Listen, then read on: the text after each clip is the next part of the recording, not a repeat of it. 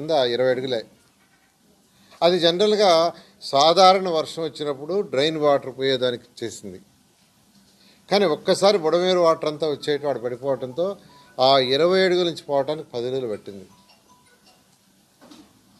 అక్కడ కూడా కొంత బ్లాక్ చేశారు. అక్కడ ఫ్రీగా ఉండుంటే పోయేది. దాన్ని కూడా అంటే ఆ వెంటికి అవతల యువతల ఆక్యుపై చేశారు. సో అందుకని ఇప్పుడు యాక్చువల్గా ఏంటంటే అందరూ మున్సిపల్ కమిషనర్స్ అందరికి ఇన్స్ట్రక్షన్స్ ఇచ్చాం. ఇప్పుడే టెలికాన్ఫరెన్స్ అయింది, వీడియో కాన్ఫరెన్స్. ఒకటే చెప్పాం, ఈ మధ్య సిల్ట్ తీశారు, ఇంకా కొన్ని దగ్గర తీస్తున్నారు. జనరల్గా బాటిల్ నెక్స్ ఉంటాయి, అంటే వాటర్ ఫ్లో అయ్యేటప్పుడు అక్కడక్కడ వెడల్పు తగ్గిపోయి వాటర్ ఫ్లోగా అవన్నీ యాక్చువల్గా బాటిల్ నెక్స్ క్లియర్ చేయమన్నాం. ఇంకోటి వాటర్ పోయి ఫైనల్గా ఎక్కడైతే కాలువలో కలుస్తుందో మెయిన్ కెనాల్స్లో, ఆ మెయిన్ కెనాల్స్కి వచ్చే దగ్గర బాటిల్ నెక్స్ ఉంటాయి, వాటిల్ని కూడా క్లియర్ చేయమని యాక్చువల్గా మున్సిపల్ అధికారులందరికీ, ఇంజనీర్లకు వాళ్ళందరికీ కూడా ఇన్స్ట్రక్షన్ ఇచ్చాం. ఎందుకంటే గత అనుభవాలు తీసుకుంటే హుద్హుద్ తుఫాను కావచ్చు, శ్రీకాకుళం కావచ్చు, నెల్లూరు నగరంలో వచ్చిన నెల్లూరు నగరం అంతాన్ని ముంచెత్తిన 2015 ఫ్లడ్ కావచ్చు, లేదా మన మనుబోలు దగ్గర నేషనల్ హైవేనే కొట్టుకోపోయింది. ఇవన్నీ అనుభవాలు చూస్తే ఏంటంటే మనం ముఖ్యంగా చేయాల్సింది first one bottle next clear చేయడం. దానికి క్లియర్ కట్ ఇన్స్ట్రక్షన్ ఇచ్చాము, దాని మీద అందరూ ఉన్నారు. అది కాకుండా రాబోయే దాన్ని దృష్టిలో పెట్టుకొని ఎప్పటికప్పుడు ఫోర్కాస్ట్ డీటెయిల్స్ తీసుకుంటూ ముఖ్యమంత్రి గారు ఇచ్చింది ఏంటంటే జీరో హ్యూమన్ లైఫ్ లాస్. వాళ్ళందరినీ ఫోర్కాస్ట్ చూస్తూ ఇమీడియట్గా వాళ్ళని సేఫ్గా ఉండే ప్లేసులకు షిఫ్ట్ చేయటం, వాళ్ళకి కావాల్సిన ఫుడ్ అరేంజ్ చేయటం, వాళ్ళకి కావాల్సిన వాటర్ అరేంజ్ చేయటం, వాళ్ళకి కావాల్సిన టాయిలెట్ అరేంజ్ చేయటం, వాళ్ళకి ఏదైనా అవసరమైతే దుప్పటి లాంటి సప్లై చేయటం, ఇవి చేయమని యాక్చువల్గా ముఖ్యమంత్రి గారు ఆదేశించారు. అవి మున్సిపల్ కమిషనర్స్ అందరికీ చెప్పడం జరిగింది. Zero human life loss is first our target. ఏ ఒక్కరు కూడా చనిపోకూడదు. తర్వాత లో లయింగ్ ఉండే వాళ్ళని షిఫ్ట్ చేసి వాళ్ళు ఇబ్బంది పడకుండా ఫుడ్ కావచ్చు, వాటర్ కావచ్చు, తర్వాత వచ్చి టాయిలెట్స్కి ఇబ్బంది లేకుండా కావాల్సిన మొబైల్ టాయిలెట్స్ ఏర్పాటు చేయడం, ఇవి అరేంజ్ చేయమని యాక్చువల్గా అందరికీ చెప్పడం జరిగింది. దీనికి అనేక టెక్నాలజీస్ ఉన్నాయి, డ్రోన్ స్కీమ్స్ అన్నిటి కూడా వాడమని ముఖ్యమంత్రి గారు చాలా క్లియర్గా ఇన్స్ట్రక్షన్ ఇచ్చారు. తర్వాత ఫ్లడ్ వచ్చిపోయిన తర్వాత అంటే సైక్లోన్ కానీ దానివల్ల ఫ్లడ్ కానీ వచ్చిన తర్వాత తీసుకోవాల్సిన ప్రికాషన్స్కి ముందు జాగ్రత్తగా, అంటే అప్పటికప్పుడు వాటర్ ట్యాంక్స్ ఎత్తుక్కోకుండా ముందుగానే ఎక్కడ వాటర్ ట్యాంక్స్ ఉన్నాయి ఎక్కడి నుంచి తెప్పించుకోవాలా.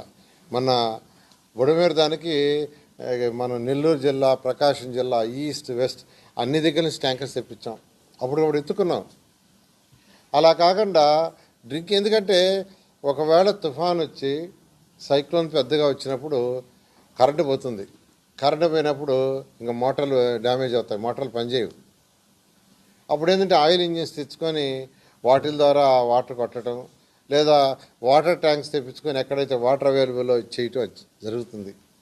ముందు జాగ్రత్తగా వాటర్ ట్యాంక్స్ని, తర్వాత ఫుడ్ కూడా ప్రిపరేషన్. మొన్నేమైంది, బుడమేరు వచ్చినప్పుడు 33 డివిజన్స్ నీళ్ళలో ఉండిపోయినాయి. ఎక్కువగా పెళ్ళిళ్ళు, ఫంక్షన్స్, వంటలు చేసేవాళ్ళందరూ అక్కడే ఉన్నారు. కాబట్టి విజయవాడలో వంటలు చేయాలన్నా వంటలు చేసేవాళ్ళు లేరు. ఇక నెల్లూరు, ప్రకాశం, ఈస్ట్ వెస్ట్ నుంచి తెప్పించాం. అట్లా ఈ ఫుడ్ కూడా సప్లై చేయడానికి ఏర్పాట్లు కూడా చేసుకోమన్నాం. వాటర్ ప్యాకెట్స్, మిల్క్ ప్యాకెట్స్ ఇలాంటివన్నీ కూడా ముందు జాగ్రత్తగా అరేంజ్ చేసుకొని మాట్లాడబెట్టుకోమన్నాం. ఇంకోటి మ్యాన్ పవర్. మొన్న బుడమేరు వచ్చినప్పుడు 7,000 మంది ఎంప్లాయీస్ మున్సిపాలిటీ వాళ్ళని రాష్ట్రంలోని అన్ని మున్సిపాలిటీస్ పిలిపించాం. అక్కడ ఒక 3,000 ఉన్నారు. అటువంటిది కూడా ఇతర మున్సిపాలిటీస్తో మాట్లాడుకోవడం, వేరే దగ్గర నుంచి హుద్హుద్ తుఫాన్ వచ్చినప్పుడైతే చెన్నై నుంచి కూడా పిలిపించారు, హైదరాబాద్ నుంచి కూడా పిలిపించాం. ఇటువంటి ఏర్పాట్లు కూడా చూసుకోమని యాక్చువల్గా వాళ్ళందరికీ ఈరోజు ఇన్స్ట్రక్షన్ ఇవ్వడం జరిగింది. అవసరమైన ట్రాక్టర్లు కావచ్చు, జేసీబీలు కావచ్చు, ప్రొక్లైన్లు కావచ్చు. చెట్లు గిట్లు పడిపోతే తుఫాన్ వచ్చినప్పుడు ఫస్ట్ జరగబోయే చెట్లు పడిపోతాయి, అవన్నీ క్లీన్ చేయాలి. క్లీన్ చేయాలంటే ఫస్ట్ ఇమీడియట్గా ప్రొక్లైన్లు, జేసీబీలు, ట్రాక్టర్లు ఉండాలి. అదైన తర్వాత శానిటేషన్. అంటే తుఫాన్ వచ్చిపోయిన తర్వాత ఇమ్మీడియట్గా రెక్టిఫై చేయాల్సింది శానిటేషన్. శానిటేషన్ కానీ సరిగా చేయకుండా ఉంటే జబ్బులు వస్తాయి. మనం తీసుకోండి 10 రోజులు కంప్లీట్గా 33 వార్డులు విజయవాడలో నీళ్ళలో ఉన్నాయి. 4 వార్డులు అయితే 19 రోజుల దాకా ఉన్నాయి. కానీ ఇంతంటే ఇంత కూడా ఇన్ఫెక్షన్స్ రాకుండా చేసాం. ఎక్కడ అసలు లేనే లేదు కదా, ఎవరికి డయారియా వచ్చింది ఎక్కడ లేదు. లేకుండా చేస్తుంటే హెల్త్ డిపార్ట్మెంటు పబ్లిక్ హెల్త్ ఇద్దరు కలిసి శానిటేషన్ విషయం స్పెషల్ డ్రైవ్ చేశారు. స్పెషల్ డ్రైవ్ చేయబట్టి అంటే ముందు జాగ్రత్తగా తీసుకోవటం వల్ల రాలేదు. అటువంటివి కూడా తీసుకోవాలని యాక్చువల్గా మున్సిపల్ కమిషనర్స్ అందరికీ ఆదేశించాం. వాళ్ళందరూ